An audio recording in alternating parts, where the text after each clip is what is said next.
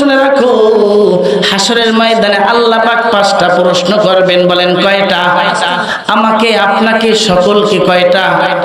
এই জন্য আল্লাহ পাক বলবেন যে ও উম্মতে মুহাম্মাদি, ও বনি আদমের সন্তান, একটা পাও সামনে দিতে পারবে না।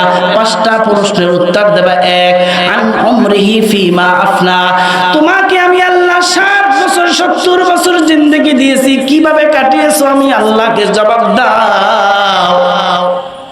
ও দুনিয়ার যুবক, ওয়ান উমরি ফিমা আফনা, তোমাকে যে যৌবন বয়স দিয়েছি ওই যৌবন বয়সটা কিভাবে কাটিয়েছো? সারা রাত ফেসবুক চালিয়েছো, মেসেঞ্জার চালিয়েছো, ইমো চালিয়েছো, ইউটিউব চালিয়েছো, অশ্লীল কিছু দেখেছো, রাত 2টা বেজে গেছে, পরকিয়া করেছো। ফজরের সময় মুয়াজ্জিন হাইয়া আলাস সালাহ বলেছে যাওনি, আসসালাতু খায়রুম মিনান নাওম বলেছে মুয়াজ্জিন, ঘুমের চাইতে নামাজ উত্তম, কিন্তু তুমি যাওনি। ও যুবক, তুমি তোমার সময়, তোমার বয়সটা কিভাবে কাটিয়েছো জবাব দিতে লাগবে আল্লাহর দরবারে। তুমি গান বাদ্য কিভাবে বাজাও, তুমি অশ্লীল কি করো, সবকিছুর জবাব দিতে হবে যুবক। এই জন্য আল্লাহ রাব্বুল আলামিন বলে, ও দুনিয়ার মানুষ, তোমার পরকালকে তুমি হিসাব করে বানাইও, তোমার কবরকে তুমি সুন্দর করে সাজাইয়া যাইও, তোমার মিজানের পাল্লার হিসাবটা তুমি দুনিয়ায় বৈশা হিসাব করে যাইও। ও দোকানদার ভাই, তুমি দৈনন্দিন হিসাব করো, তোমার দোকানে কয় টাকা আয় হয়েছে, কয়টা পণ্য তুমি বিক্রি করেছো। দোকানদার ভাই, বছর শেষে হাল খাতা করো, কয় টাকা তোমার আয় ব্যয় হয়েছে। ও মুরব্বী বাবা, তুমি কয় দিন দুনিয়ায় বেঁচেছো, কয় ওয়াক্ত নামাজ পড়েছো, কয়টা রোজা রেখেছো, হিসাব করছো নি? এই জন্য আল্লাহ রাসূল বলেন 3 নম্বর প্রশ্ন, ওমা ওয়ান মালি মিন আইনা ইকতাসাবাও, তোমার আয়ের উৎসটা ছিল কি? তুমি অটো চালিয়েছো, তুমি অটো চালিয়ে তুমি কি তোমার টাকাটা কোন পথে ব্যয় করেছো? এই সমাজের যুবক শুনে রাখো, গান বাদ্য বাজানো হারাম।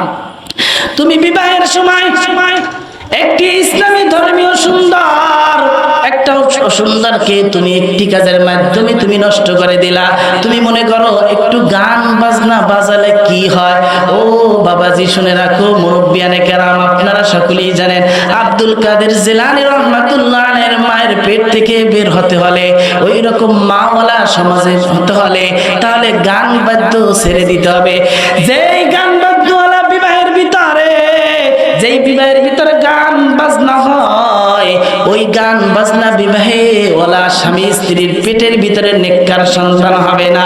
আবু জাফর মুহাম্মদ সালেহ রহমাতুল্লাহ আলাইহি আসবে না, নিসার উদ্দিন আহমদ রহমাতুল্লাহ আলাইহি আসবে না, শাহ মুহিবুল্লাহ রহমাতুল্লাহ আলাইহি আসবে না, ইয়ারউদ্দিন খলিফা রহমাতুল্লাহ আলাইহি আসবে না, শাহজালাল রহমাতুল্লাহ আলাইহি আসবে না, আব্দুল আজিজ নিসার রহমাতুল্লাহ আলাইহি আসবে না, বঙ্গের পীর সাহেবের মতো এইরকম আল্লাহ ওয়ালা লোক এই জমিনে আসবে না। যদি তোমার বিবাহে যদি তুমি ধর্মীয় অনুযায়ী, তুমি যদি ইসলামী শরিয়াত মোতাবেক যদি তুমি বিবাহবদ্ধ আবদ্ধ হও, তাহলে তোমার ওই দাম্পত্য জীবনে আল্লাহ পাক নেককার সন্তান দান করবে। বলেন না সুবহানাল্লাহ।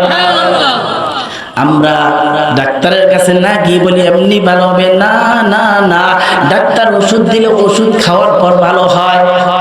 ডাক্তারের চেহারা দেখলে রোগ ভালো হয় না, ডাক্তার প্রেসক্রিপশন দেয় ওষুধ দিয়া, এটা একটা মাধ্যম। স্বামী স্ত্রীর উভয়ের মাধ্যমে নেককার সন্তান আসবে, কিন্তু প্রথমেই যদি আল্লাহু আকবারের জায়গায় যদি শয়তান খুশি হয়ে যায়, ওখানে ওই বিবাহের ভিতরে, যে বিবাহের ভিতরে গান বাদ্য হবে, অশ্লীল কিছু হবে, সেই বিবাহে ওই পুরুষ বর এবং কন্যা তাদের দাম্পত্য জীবনে কখনো আল্লাহ ওয়ালা সন্তান হবে না। আর যেই সমস্ত মুরব্বীরা বলবে যুবকরা তো করবে, এখনই সময়, এইটুকু অনুমতি দেওয়ার কারণে ওই যুবক ওই গান বাজনার ভিতরে নেশা করে, মদ করে, নারীর সাথে পরকিয়া করে, জিনা করে, যত রকমের অশ্লীল কাজ করে, এর ভাগীদার ওই মুরব্বী যে তার সাথে সহমত করেছে। ও মুরব্বী একটু চিন্তা কইরা দেখেন, আজকে 41তম কাকরাবুনিয়া সভাপতিয়া এই মাহফিলে যারা টাকা দিয়ে, শ্রম দিয়ে, যে যেভাবে আজকে উপকৃত করেছেন, আঞ্জাম দিয়েছেন, কাল হাসরের ময়দানে আমলনামায় দেখবেন যে যত টাকা দিয়েছেন, আচরণ দিয়েছেন, এর ফজিলত সেখানে পাবেন, বলেন না সুবহানাল্লাহ। আর যেই সমস্ত মুরব্বীরা সমাজে অশ্লীল কাজে যুবকদের মুরব্বীদের অশ্লীল কাজে সহযোগিতা করবে, তারাও কবরে গিয়ে এর নেকি পাবেন না, উল্টো আরো কবরে গিয়ে কি পাবেন? নেকির বদলে কি পাবেন? গুনাহ পাবেন। ভাবিয়া করিয়েন কাজ, করিয়া ভাবিয়েন না। এখন তো পরকীয়া ঘরে ঘরে হচ্ছে। আগে তো সামাজিক একটা বিবাহ প্রচলন ছিল, এখন আর বাবার কাছে জিগায় না, বলেন জিগায়? অধিকাংশ বিবাহ প্রত্যেক জায়গায়, সমাজে, গ্রামে, সব জায়গায় পরকীয়া এমন ভাবে হচ্ছে, বাবার কাছে জিগাই না। বাবাকে ফোন দিয়ে প্রবাসে গিয়ে বলে, বাবা অমুক জায়গা আমার তোমার পুতের বউ ছেলের বউ নিয়ে আসো। তখন বাবা কি করে? হাত বাঁধা। কেন? যদি ছেলের কথা না মানে মাস শেষে কি দেবে না? টাকা পাঠাবে না। বলেন ঠিক কিনা? অতএব আমরা যুবকদেরকে অশ্লীল কাজে যে সহযোগিতা করি, এই যুবকরা যত খারাপ হবে, এর দায়ভার ওই সমস্ত গার্জিয়ান মুরব্বীদেরকে, বলেন ঠিক কিনা?